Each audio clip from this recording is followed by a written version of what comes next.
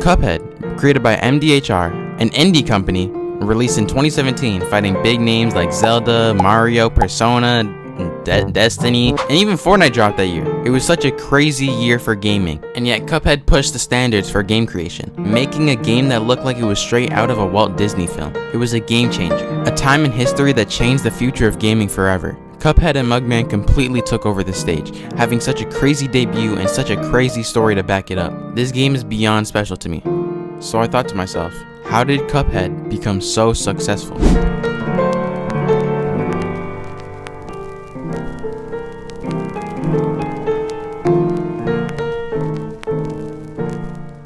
So what inspired Cuphead? Well, the easy answer is just some 1930s cartoons, but we can dig a bit deeper. Chad and Jared Moldenhauer are the brothers that created Cuphead. They loved old cartoons like Betty Boop and Popeye. They had wanted to capture that feeling and put it in a game so everyone can experience it. The run and gun levels were heavily inspired by old games like Contra and Mega Man, and tough boss battles were inspired by Street Fighter and such, which I don't know how it was inspired by Street Fighter, but hey, I'm not complaining. One thing that stood out from Cuphead was its unbelievable difficulty. It found itself at number 6 on Dexerto's list of top 10 hardest games of all time. Having a game so hard that little kids wouldn't be able to play it is a risky thing for a company to do. But hey man, high risk, high reward. But now that we know what inspired Cuphead, the next question is, what went into its creation?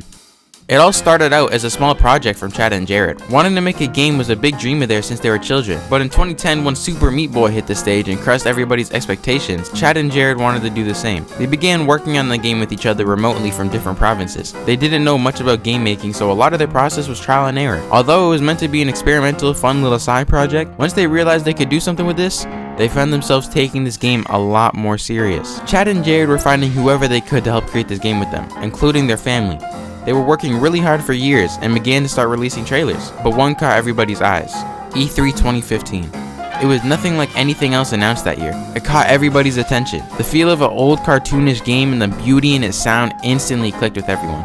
And now with all this attention, these brothers had to take this more seriously than ever before. And before we knew it, Jared quit his full-time job to focus more on the game, and both brothers decided to remortgage their houses. If this isn't dedication, I don't know what is. This was more than just a risk.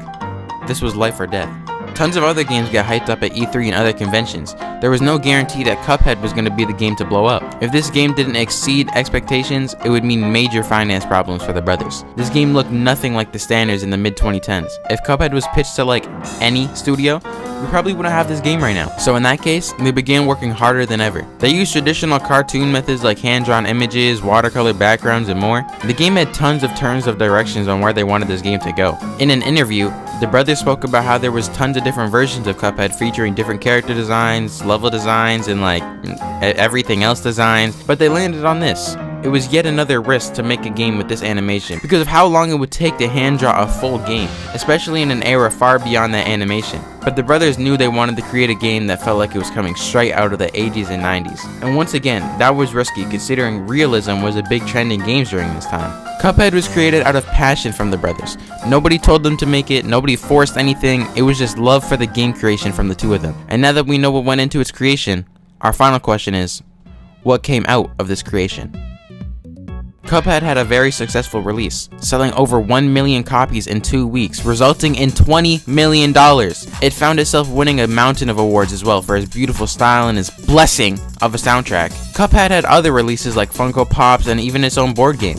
It even had its own freaking show that dropped in 2022, which is a banger, by the way. I heavily suggest watching it. It's on Netflix. Luckily enough, it wasn't just the brothers that yearned for a game with this animation. People that enjoyed playing all tons of different genres found themselves playing a game just to see what the hype was about. It perfected everything it did. From the graphics, to the music, to the overall feel and smoothness of the game, it just did everything right. And if they didn't, it could have ended up as just another flop. But luckily, we all loved Cuphead. If it was because the looks, or the love for music, or just playing it because it's insanely challenging, it brought a reason for us to enjoy playing a game such as this. Oh, and did I mention this game is 2 players? You can literally suffer with your friends. How fun! But honestly, this game had exceeded everyone's expectations. Every time I see this game, I see the two brothers that had a passion for creating a game and stuck with it through thick and thin. It proves that creativity is such a vital point in making a game, and without it, games could feel like a possible cash grab. I'm not saying this was the best indie game ever made. I mean, let's be real now. But this game was beyond amazing and genuinely certified a spot in the gaming community as an A+ game. Cuphead was destined to fail, releasing a game that looked old in such a riveting time, but MDHR beat the odds this time. And me personally, I can't wait to see what they release next. Oh. We'll get to that another time. Thank you guys for watching this video if you stayed to the end. I appreciate y'all. Let me know other games you want me to talk about and whatnot. I literally take your ideas. Like, yes, I literally take your ideas. Anyways, please like and subscribe and all the other fundamental stuff YouTubers say. And I'll see y'all in the next full video. Later!